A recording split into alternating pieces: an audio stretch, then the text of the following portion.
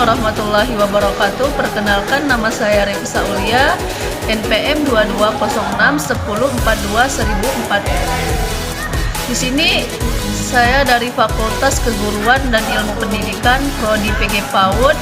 Di sini saya akan menjelaskan tentang fitrah pada anak usia dini. Dosen pengampu Mutmainah SPD MPD. Pertama, di sini saya akan menjelaskan tentang definisi fitrah.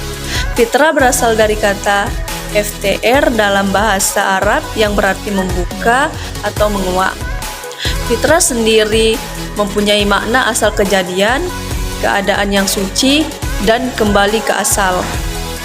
Dari segi bahasa, kata fitrah terambil dari kata al-fatr yang berarti belahan, dan makna ini lahir makna-makna lain seperti menciptakan dan kejadian. Fitrah. Istilah fitrah merupakan kesucian jiwa dan rohani yang memiliki arti bahwa manusia sejak lahir dalam keadaan suci dan tidak memiliki dosa. Di sini pengaruh lingkungan sangat menentukan, terutama orang tua yang mempengaruhi anak.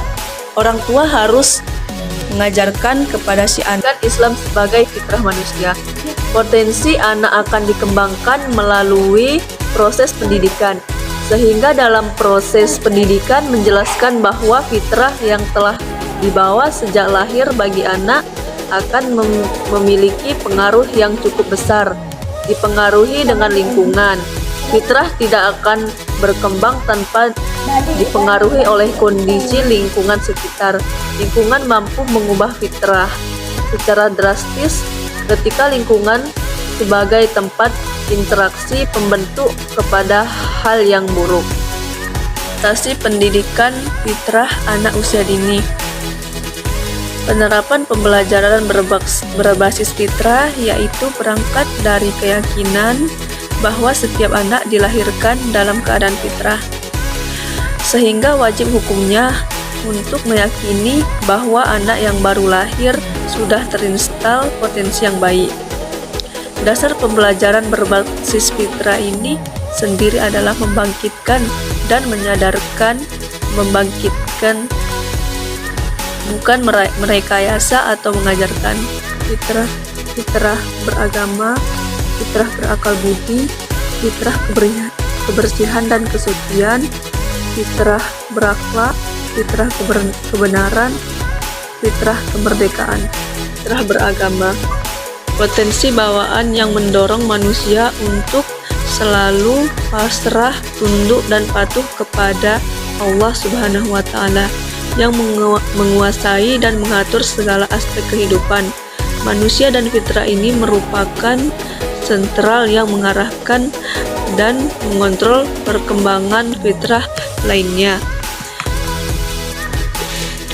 Prinsip penerapan pembelajaran agama yang diturunkan kepada Rasul sebagai agama terakhir dan menyempurnakan agama-agama sebelumnya atau Yahudi dan Nasrani adalah satu-satunya agama yang selaras dengan fitrah manusia, karena Islam hingga kini merupakan agama yang masih murni mentauhidkan Allah Subhanahu wa Ta'ala sebagai Tuhan yang Maha Esa. Fitrah berakal budi merupakan potensi bawaan yang mendorong manusia untuk berpikir dan bersikir dalam memahami tanda-tanda keagungan Tuhan yang ada di dalam semesta, bereaksi dan berbudaya, serta memahami persoalan dan tantangan hidup yang dihadapi, berusaha memecahkannya.